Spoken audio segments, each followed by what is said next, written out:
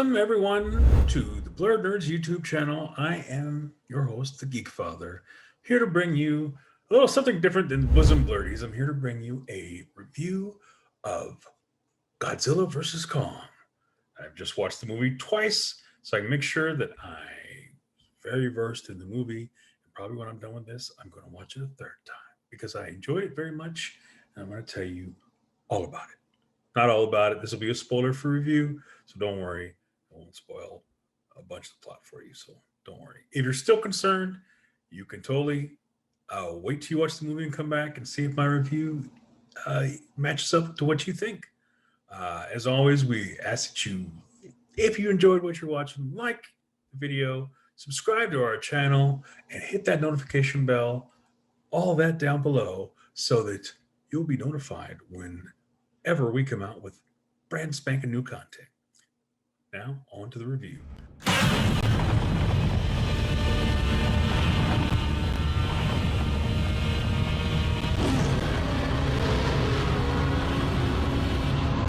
Godzilla vs. Kong is the culmination of the MonsterVerse kaiju world building that Warner Brothers started with Godzilla in 2014, Kong Skull Island in 2017, Godzilla King of the Monsters in 2019.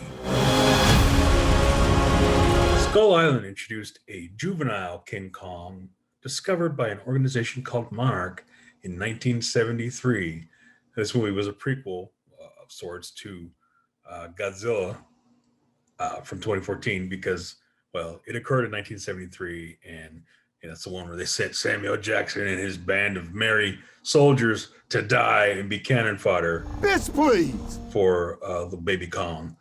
Well, baby Kong is now grown Kong, and well, so ever since that movie where they introduced King Kong, fans have been wondering and honestly clamoring for a showdown between Godzilla and King Kong. Well, this movie will deliver on this, I guarantee you. Now, the movie starts in the present day with the focus on a new shadowy organization called Apex and their research into a potential new energy source. Those potential limitless forms of energy.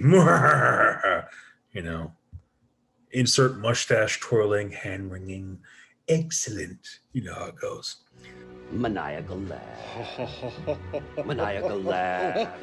Maniacal laugh. Now, of course, this wouldn't be a monster movie without monster attacks, and doesn't disappoint. The first 15 minutes of the movie, Godzilla attacks. Now, this attack, which is pretty awesome, by the way, I gotta say, all the action scenes in this one are. Now, this attack brands Godzilla a threat. And this is after he was considered to be the savior of mankind after he, with the help of Mothra and everything, defeated Ghidorah in Godzilla King of the Monsters. Now, Kong is still residing on Skull Island under the watchful eye of Monarch and is basically said to be the key to finding this unlimited source of energy. As usual in these flicks, mankind's hubris, desire for power, and domination lead to catastrophic, if not predictable, results.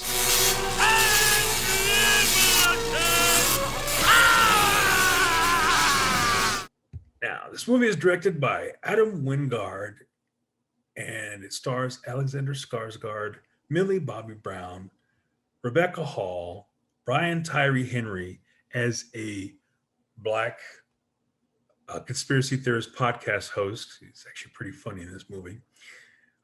Shun Oguri as a evil scientist guy that you don't really need to care that much about.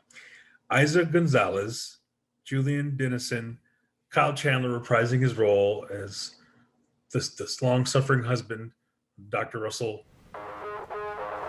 Clear eyes, full hearts, can't lose. He doesn't get much to do in this movie, so it's a shame, and performance is kind of wasted. And Kaylee Hoddle as Gia, She's a young newcomer. She's the young girl who is able to communicate with Kong through sign language. And she's deaf, and she's being played by an actually deaf actress, which I think is very cool. Very cool. Now, and of course, the boss of Apex is played by Demian Bashir, who's very, mustache twirly, as I mentioned. Now, the humans in these movies are usually nothing more than superficial set dressing to be used as monster cannon fodder or exposition. I don't know, either they're getting nommed on, or they have to espouse like 10 minutes of backstory and dialogue. That works. Now, just because I say that doesn't mean they're not there for nothing. This movie does do a fairly competent job of providing us with characters that are interesting enough that you don't want them to get eaten. You kind of are rooting for them, and you're not. At least I wasn't disappointed when they were on screen and the focus was taken away from Godzilla and King Kong.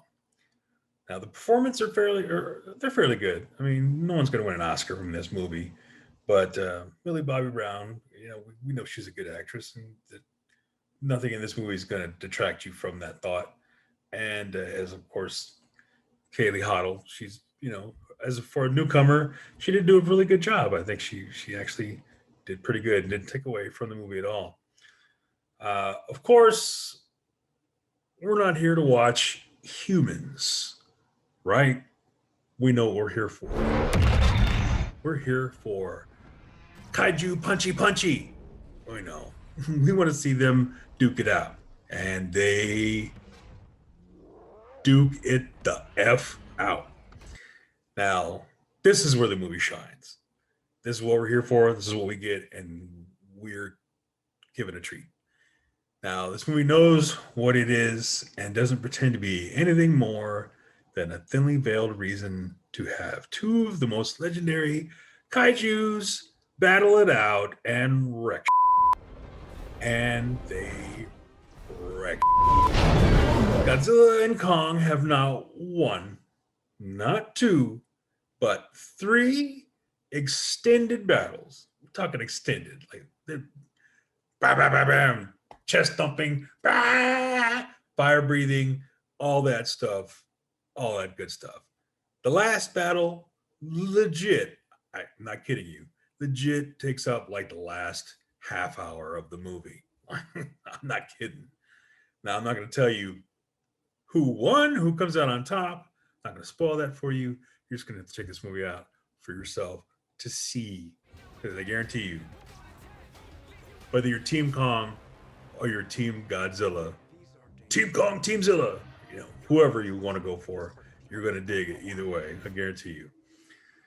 Now, the film does an excellent job at expanding on the world building and mythology that they, started in Skull Island and continued in Godzilla, King of the Monsters. Now, they expand on the whole hollow earth theory that was introduced in Skull Island.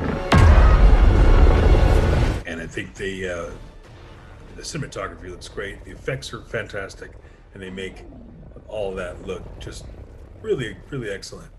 And I even think there's a few small teaser hints to maybe future movies and what they could do to set it up in the future. Now the soundtrack, it's actually pretty good. It's done by Junkie XL. We all know he did the soundtrack for Zack Snyder's Justice League.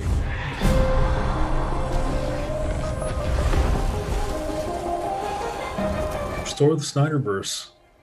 Why not? He might be also known as Tom Holkenborg, but he goes professionally by Junkie XL.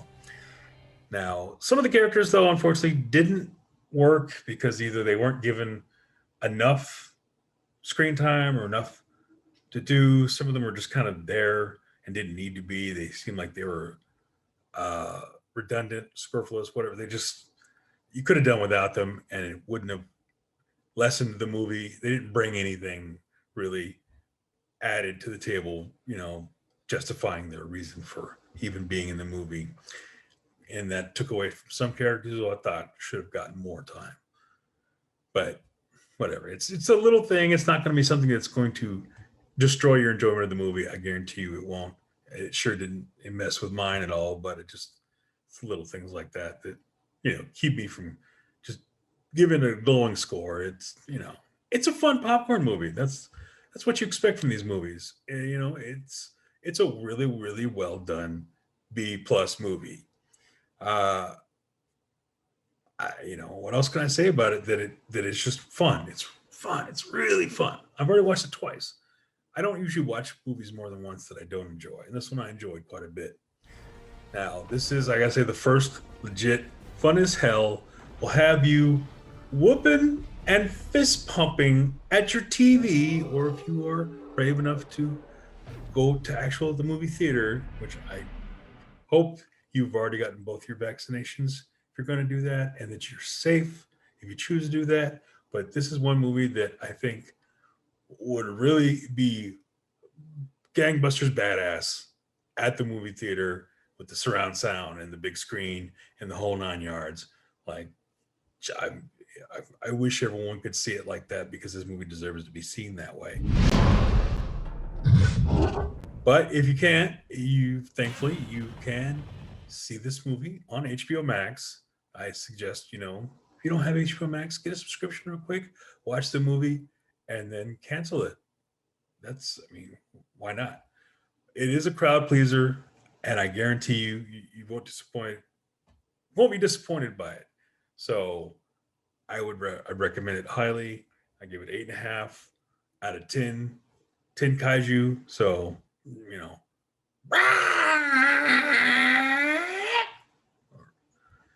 I'm sure Godzilla can do it better. But if you enjoyed this review, please drop a like below, subscribe, and hit the notification bell so you don't miss our future content. And in your comments, tell me what you thought of the movie. Did you enjoy it as much as the Geekfather did? As much as I did? Or did you not? Let me know in the comments down below. But until then, peace, chicken grease, and don't forget your pillow.